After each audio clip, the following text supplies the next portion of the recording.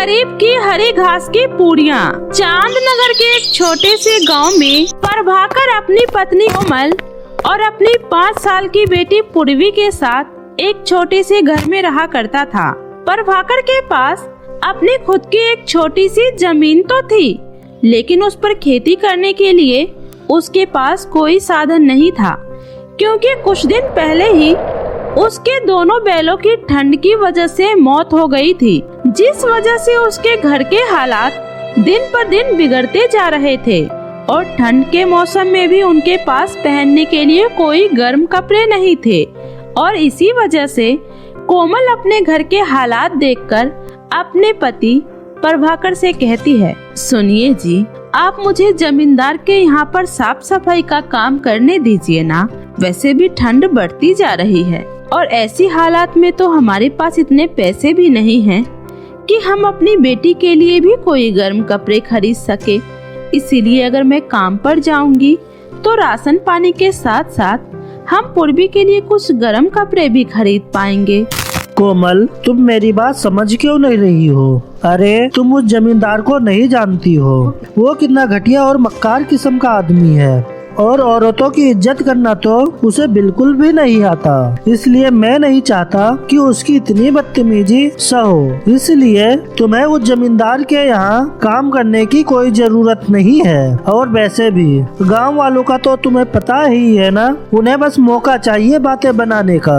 ना कहकर प्रभाकर अपनी पत्नी को काम पर जाने से मना कर देता है, लेकिन खुद दिन भर बस इसी चिंता में रहता है कि वो अपनी पत्नी और बच्ची को खिलाएगा क्या, क्योंकि उसके घर पर खाना बनाने के लिए बिल्कुल भी राशन नहीं था और न ही ठंड में पहनने के लिए कोई गर्म कपड़े। इसीलिए वो लोग इतनी कड़ी ठंड में भी बिना स्वेटर के ही अपने दिन काट रहे होते हैं।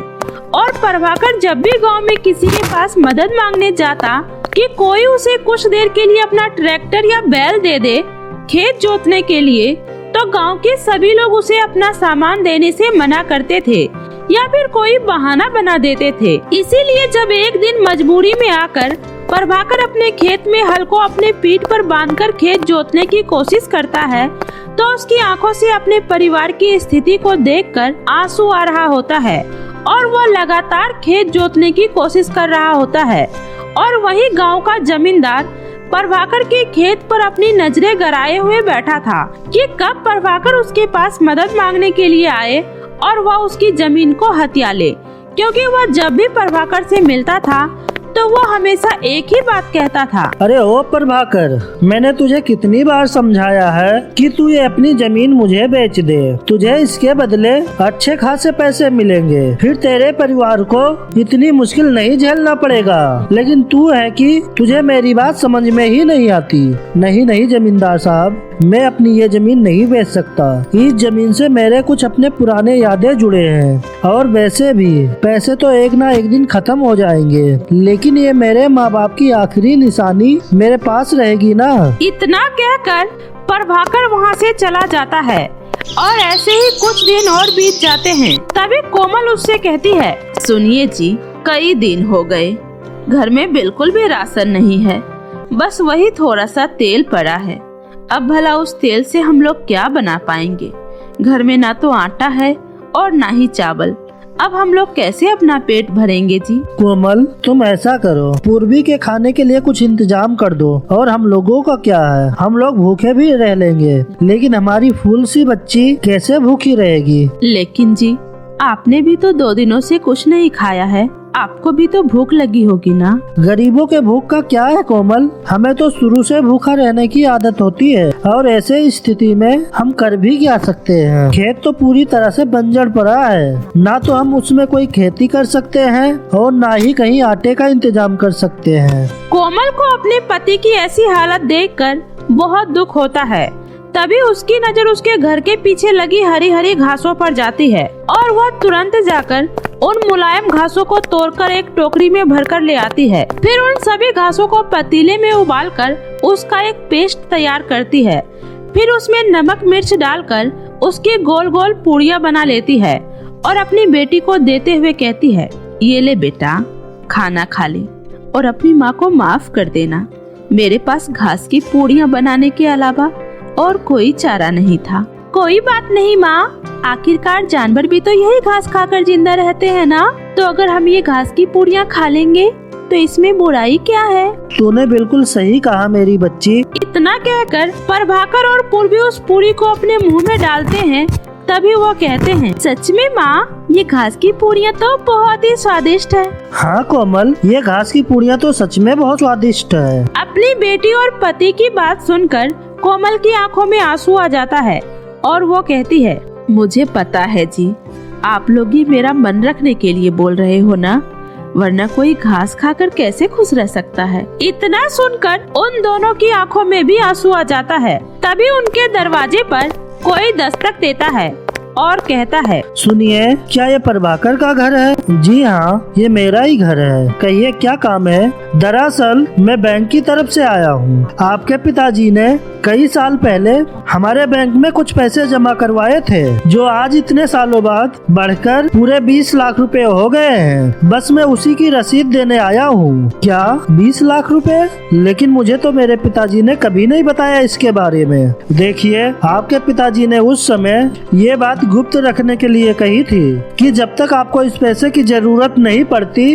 तब तक आपको इन पैसों के बारे में कुछ नहीं बताया जाएगा। लेकिन शायद आपको इन पैसों की सख्त जरूरत है, इसलिए बैंक की तरफ से ये 20 लाख रुपए का चेक दिया जा रहा है। प्रभाकर उस आदमी की बात सुनकर बहुत ज्यादा खुश हो जाता है और कुछ ही दिनों में उनके दिन पूरी तरीके से बदल जाते हैं। और फिर प्रभाकर अपनी खुद की ट्रैक्टर खरीदकर अपने खेत को जोतता है, जिससे उसकी बंजर जमीन फिर से हरी भरी हो जाती है और साथ ही साथ उसकी टूटी फूटी झोपड़ी भी एक पक्के मकान में बदल जाती है। और फिर प्रभाकर अपनी हरी भरी फसलों को बेचकर अच्छे खासे पैसे कमाने लगता है और अब उनकी जिंदगी में किसी भी तरह की कोई कमी नहीं होती और वो अपने परिवार के साथ खुशी खुशी अपना जीवन बिताने लगता है। गरीब सास की 3 जादुई बहुएं। एक गांव में सुशीला नाम की एक गरीब बूढ़ी औरत अपने 3 बेटों सुरेश, महेश, नरेश के साथ एक छोटे से घर में रहा करती थी। सुशीला ने शुरू से ही अपने तीनों बेटों को अकेली ही पाल पोस कर बड़ा किया था, लेकिन आज जब समय के साथ साथ उसके तीनों बेटे जवान हो जाते हैं तो तब भी सुशीला को अकेली ही अपना घर चलाने के लिए संघर्ष करना पड़ता है, क्योंकि उसके तीनों बेटे एक नंबर के निखट्टू और कामचोर किस्म के इंसान थे। वो लोग दिन भर बस अपने दोस्तों के साथ पूरे गांव में घूमा करते थे और सुशीला के कामों में बिल्कुल भी मदद नहीं किया करते थे। ऐसे ही एक दिन जब सुशीला कुएं से पानी भरकर वापस आ रही होती है तो उसे देखकर गांव की कुछ औरतें उससे कहती हैं, अरे सुशीला बहन, तुम अकेली ही इतनी भारी मटकी सर पर उठाकर ले जा रही हो। आखिर तुम्हारे वो तीनों निखट्टू बेटे कहाँ हैं? अरे बहन, और कहाँ होंगे? कहीं दोस्तों के साथ इधर उधर घूम रहे होंगे। उन लोगों को तो अपनी बूढ़ी माँ की कोई चिंता ही नहीं है कि कैसे इस बेचारी ने दिन रात मेहनत करके उन लोगों को पाल पोस कर बड़ा किया है। छोड़ो ना बहन, शायद मेरी किस्मत में बेटों का सुख लिखा ही नहीं है। अब तो बस जैसे तैसे करके मैं भी इस दुनिया से चली जाऊं। अरे तुम ऐसा क्यों बोल रही हो सुशीला बहन? अरे मेरी मानो तो तुम अपने तीनों बेटों की शादी करवा दो। जब एक बार जिम्मेदारी सर पर पड़ेगी ना तो तुम्हारे तीनों बेटे अपने आप लाइन पर आ जाएंगे। उस औरत का ये सुझाव सुनकर सुशीला के मन में उम्मीद की एक किरण जाग जाती है, जिसके बाद सुशीला अपने तीनों बेटों की शादी ज्योति, पायल और महक से तय कर देती है। और ऐसे ही देखते देखते शादी का समय आ जाता है, लेकिन सुशीला दुखी मन से अपने घर में बैठे हुए कहती है, हे भगवान, मेरा घर तो कहीं से भी शादी वाला घर नहीं लग रहा है, लेकिन मैं कर भी क्या सकती हूँ। मेरे पास तो इतने पैसे भी नहीं कि मैं अपने घर को फूलों से सजवा सकूं। पता नहीं मेरी तीनों बहुएं मेरे इस गरीब घर में कैसे रह पाएंगी। इतना कहते हुए सुशीला की आंखों से आंसू बहने लगते हैं। उसी समय एक गरीब भिखारी सुशीला के घर के सामने आकर कहता है, अरे कोई है क्या? कृपया करके मुझ गरीब को कुछ खाने के लिए दे दो। इतना सुनकर सुशीला घर में पड़ा आखिरी खाने का दाना ले जाकर उस भिखारी को दे देती है, जिसके बाद वो भिखारी कहता है, चिंता मत करो माई, तुम्हारे घर पर छाई गरीबी कुछ ही समय में दूर हो जाएगी, बस थोड़ा इंतजार करो। इतना कहकर वो भिखारी वहाँ से चला जाता है, जिसके बाद सुशीला बड़ी ही सीधे साधे तरीके से अपने तीनों बेटों की शादी करवाती है। और शादी के बाद सुशीला अपनी तीनों बहुओं ज्योति, पायल और महक की आरती उतारकर उनका घर प्रवेश करवाती है। लेकिन सुशीला की तीनों बहुएं दिखने में आम बहुओं से बिल्कुल अलग थी, क्योंकि सुशीला की बड़ी बहू पायल, जिसके लंबे सुनहरे बाल घुटने से भी नीचे तक लहरा रहे थे, वहीं दूसरी बहू ज्योति, जिसका चेहरा सोने की तरह चमक रहा था, और वहीं तीसरी बहू, जिसके हाथ आम लोगों से बिल्कुल अलग थे। अंदर आओ मेरे घर की लक्ष्मियों, तुम लोगों का इस गरीब की कुटिया में स्वागत है। अच्छा, तुम लोग अब जाकर आराम कर लो, थक गई होगी। इतना सुनकर वो तीनों बहुएं अपने अपने कमरे में चली जाती है और अगली सुबह वो तीनों जल्दी उठकर घर के कामों में लग जाती है। और घर का काम खत्म होने के बाद पायल कहती है, चलो अब हम तीनों मिलकर जल्दी से सबके लिए खाना बना देते हैं। लेकिन दीदी, रसोई में तो खाना बनाने के लिए अन्न का एक दाना तक नहीं है। महक, तुम चिंता मत करो, बल्कि हमारे साथ मिलकर अपनी असली शक्तियों का इस्तेमाल करो। इतना कहकर वो तीनों बहुएं एक दूसरे का हाथ पकड़ लेती है और एक चमचमाती रोशनी के साथ चमक उठती है, जिसके बाद देखते ही देखते महक के अनोखी हाथों से स्वादिष्ट स्वादिष्ट खानों की थालियां निकलने लगती है। जिसके बाद वो तीनों बहुएं अपने अपने पति को पेट भरकर स्वादिष्ट खाना खिलाती है और उनके पति भी बड़े ही स्वाद लेकर उस खाने को आनंद लेकर खाते हैं।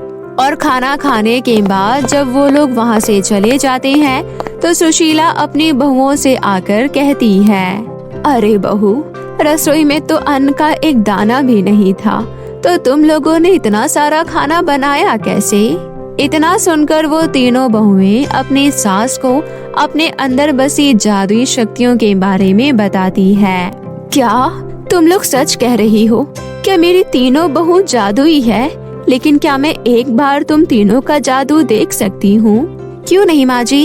इतना कहकर वो तीनों बहुएं एक दूसरे का हाथ पकड़ लेती है और फिर से एक बार वो तीनों ऊपर से नीचे तक रोशनी से चमक उठती है। जिसके बाद पायल की लंबी सुनहरी चोटी घर के बिखरे सामानों को उसकी जगह पर रखने लगती है और ज्योति के सोने की तरह चमकते चेहरे से कई सारे सोने के सिक्के निकलने शुरू हो जाते हैं। अरे वाह, लगता है आज भगवान ने मेरी सुन ली, तभी तो उन्होंने मुझे 3 जादुई बहुओं का सुख दिया है। माँ जी, ये लीजिए, इन सारे सोने के सिक्कों को बेचकर हम अपने इस कच्चे से घर को तोड़कर एक मजबूत और बड़ा घर बनाएंगे। इतना सुनकर सुशीला उन सारे सोने के सिक्कों को बेचकर बहुत सारे पैसे ले आती है, जिसके बाद वो अपने कच्चे से घर को तुड़वाकर एक बहुत बड़ा घर बनवाती है और उसमें अपने परिवार के साथ रहने लगती है। और ऐसे ही कुछ दिन और बीत जाते हैं।